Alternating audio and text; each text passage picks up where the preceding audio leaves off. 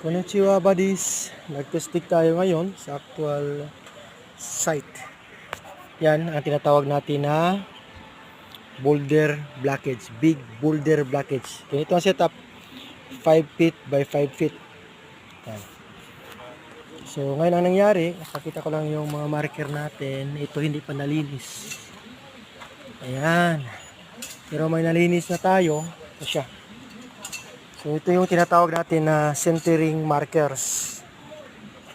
Okay, so una, ito yung half moon. Siya. Yung letter D na mouth or kuchi, yan. Team Laga.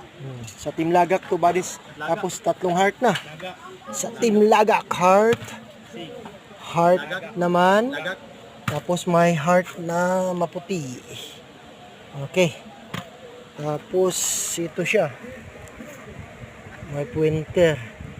Sukat pa ilalim. Ito maraming tamagos. Magtamago. Retisa. Pasintering. Tamago small. Big tamago. Ayan. Okay. Ang napakagandang marker natin buddies. No? Confirm na kasi may heart marker tayo.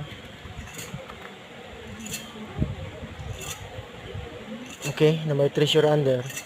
Ito, jar, broken jar talaga. Yan o, broken jar. Kinakat talaga siya ng Kojiki stroke ng enter sign. Enter under. So ganito buddies ang positive dig site.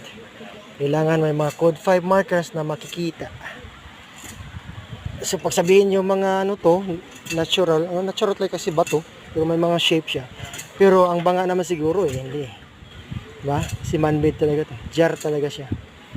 So ito yung tinatawag natin na broken jar marker na hiniwa ng V type. So enter sign. Okay? Code 5 sa Team Lagak.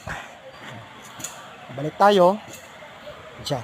Actually, explain ko to sa vlog namin, no? Ang buong pangyayari dito. Ito, kukunin pa to. Send-block ko to. May mga big boulder dun. So, ito siya, tinatawag na big boulder blockage. Talagang i-chain-block to kasi malaki.